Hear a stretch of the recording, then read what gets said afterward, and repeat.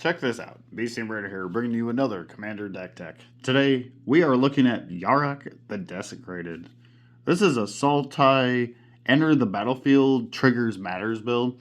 So, majority of our creatures that we're going to run, that we're going to use to defeat our opponents by having them enter the battlefield, we're going to use Yarok because of his static ability of whenever a permanent entering the battlefield causes a triggered ability of a permanent 2 trigger, it will trigger a additional time.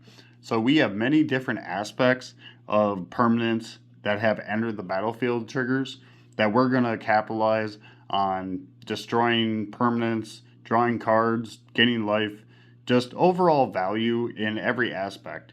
So let's get right into it. First up are all the creatures that have entered the battlefield triggers. So we have Shrieking Drake. When this enters the battlefield, we can return a creature we control back to our hand. Now we have Prosperous Innkeeper. When this enters the battlefield, we get to create a treasure token. And then whenever another creature enters the battlefield, we get to gain 1 life. Now we have Wall of Blossoms. When it enters, we get to draw a card. Now we have Coiling Oracle. When it enters, we get to reveal the top card of our library. If it's a land, it goes on the battlefield. Otherwise, it's put into our hand. This is kind of like a pseudo draw card. Now we have Elvish Visionary. When it enters, we get to draw a card. Now we have Baleful Strix. Besides being a flying Death Toucher, when it enters, we get to draw a card. So it's a very good blocker. Now we have Wood Elves. When it enters, we get to search for a forest card and put it onto the battlefield. Now we have Loaming Shaman. When it enters the battlefield, we get to shuffle any number of cards from the graveyard back into its owner's library. But you could also use this against your opponents.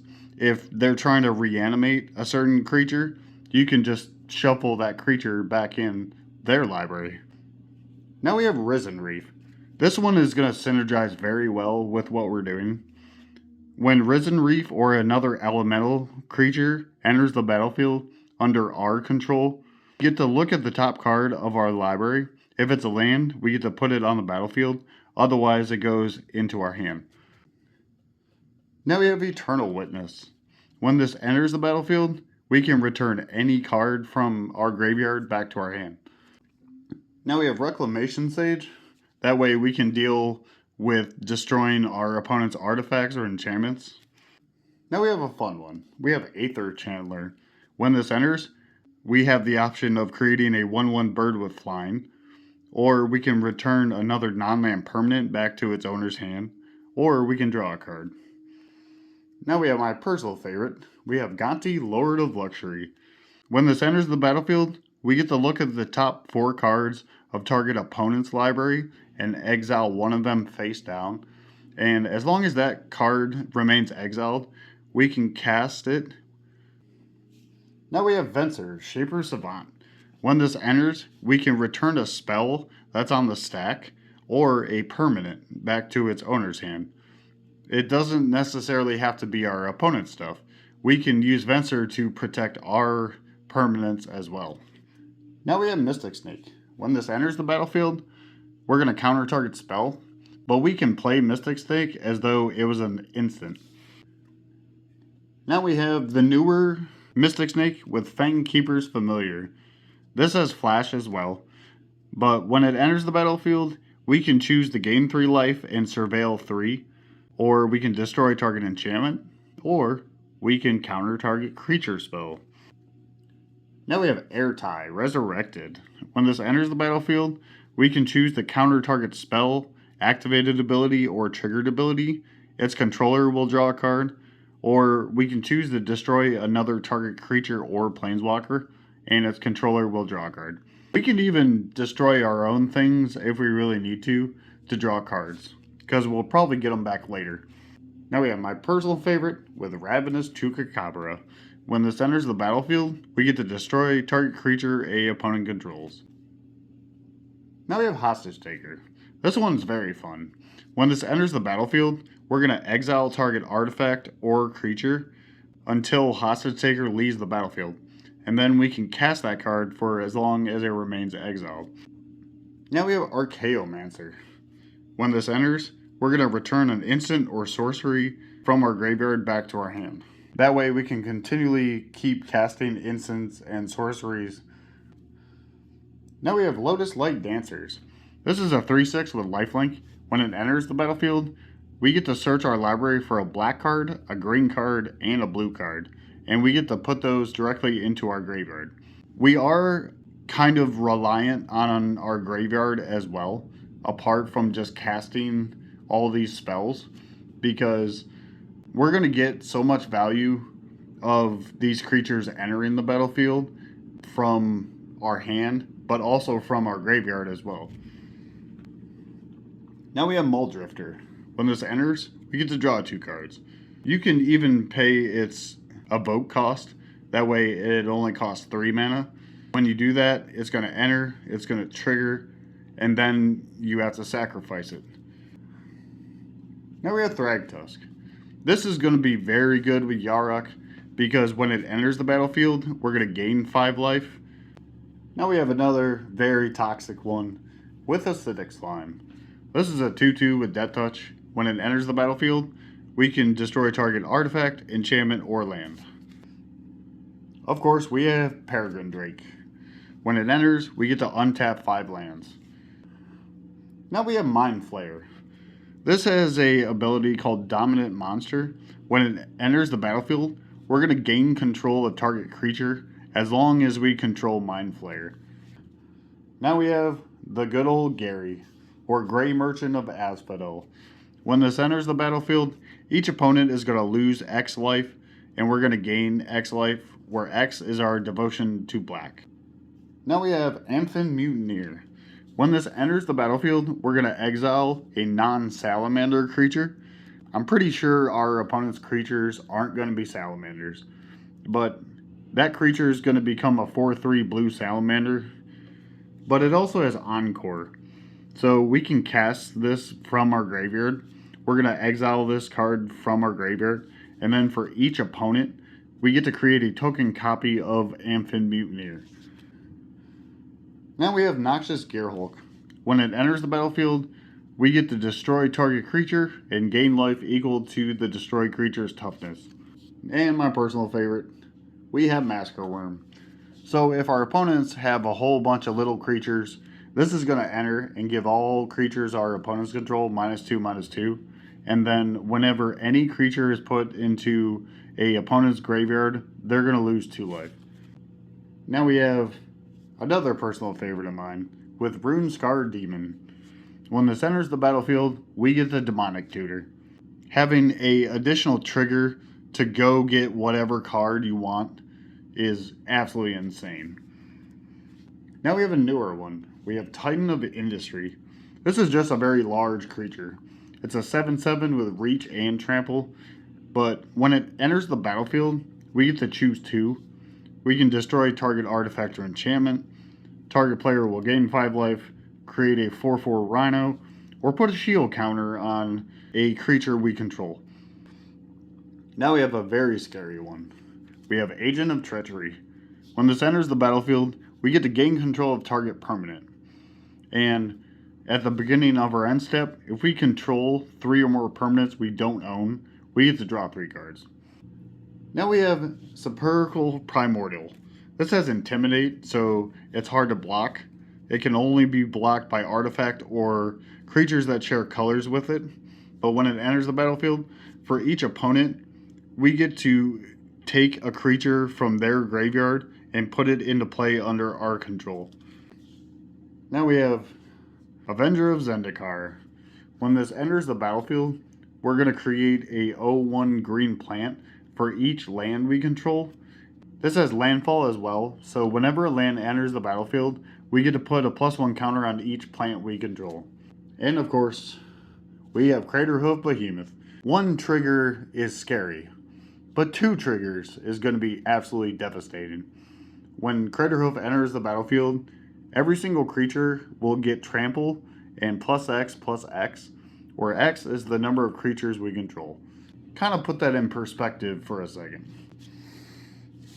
Okay, now we have some creatures that are going to synergize with all the other creatures. So we have Dour Port Mage. Whenever one or more other creatures leave the battlefield without dying, such as blinking, we get to draw a card. But we can activate it to return any other target creature we control back to our hand. Now we have Withered Wretch. We can pay a colorless and remove any card from a graveyard. Now we have Scoot Swarm. This has landfall as well, so whenever another land enters the battlefield, we're going to create a 1/1 green insect, but if we control 6 or more lands, we get to create a exact copy of a Scoot Swarm, and this thing can get out of hand very quickly. I just don't like doing all that Scoot Swarm math. I'm sure you don't either. Now we have Thassa Deep Dwelling. This one is going to be the driving force about constantly blinking our creatures out every single turn. That way we can continually trigger when these creatures enter the battlefield. We can also pay 3 colorless and a blue to tap down another target creature. That way we can keep our opponent's creatures in check. But Thassa herself will not be a creature unless our devotion to blue is 5 or greater. Now we have Tamir Sabertooth. We can pay a colorless and a green and return another creature back to our hand.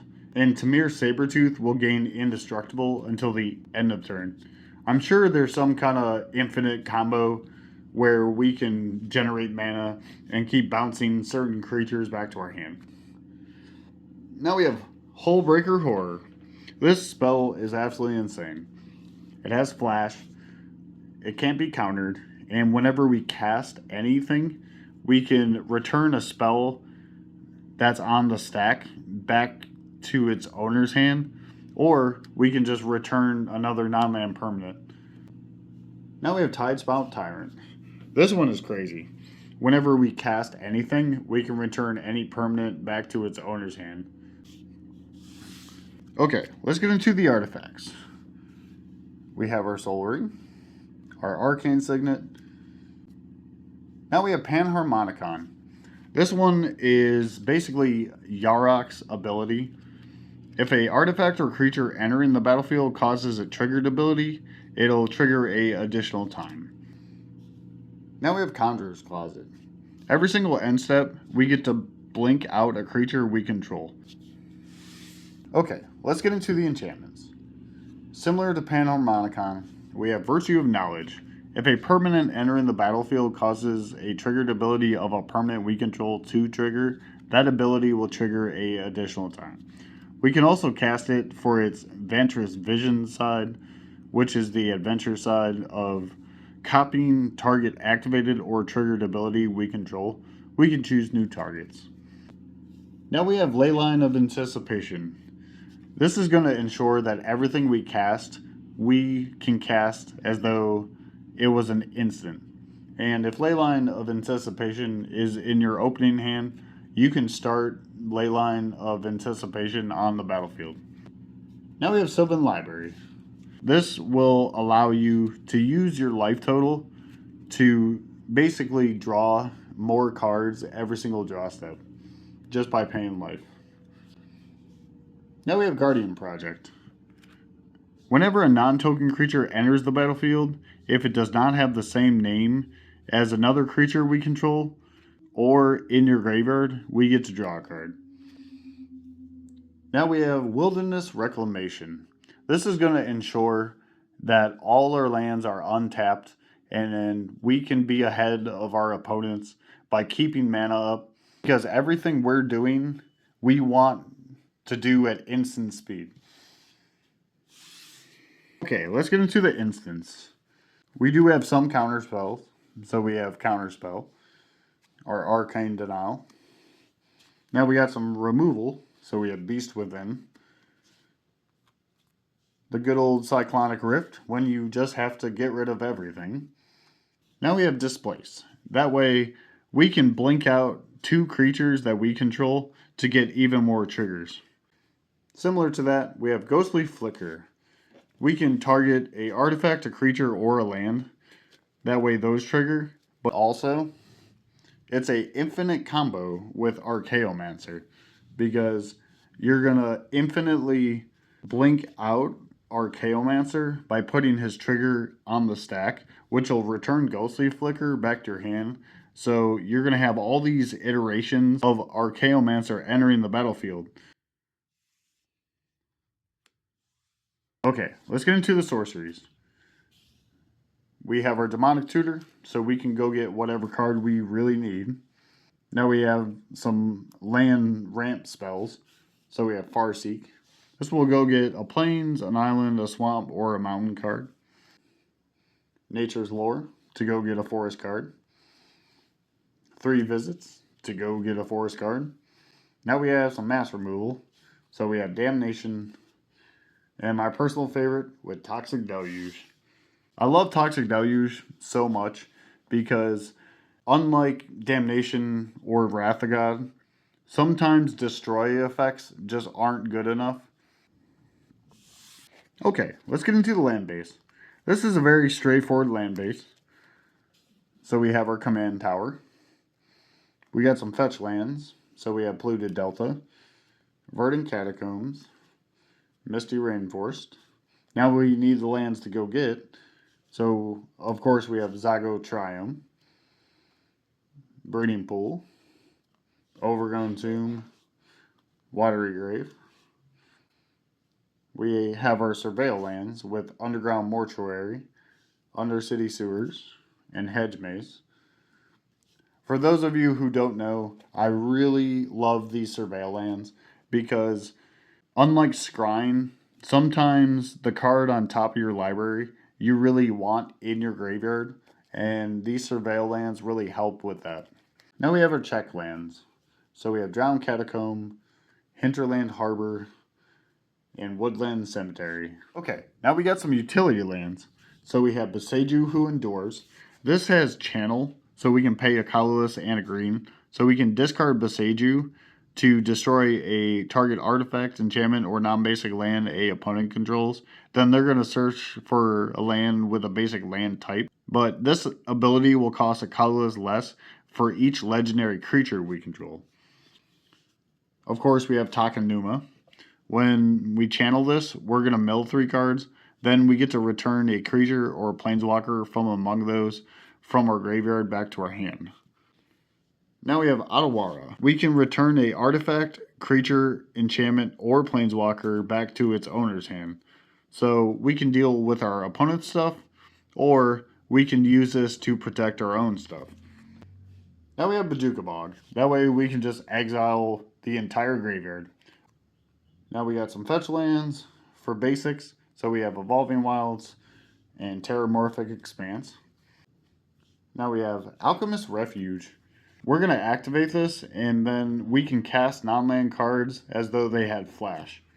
Flash is very important in this build because of the creatures we want to enter the battlefield. We want to enter to interact with our opponents.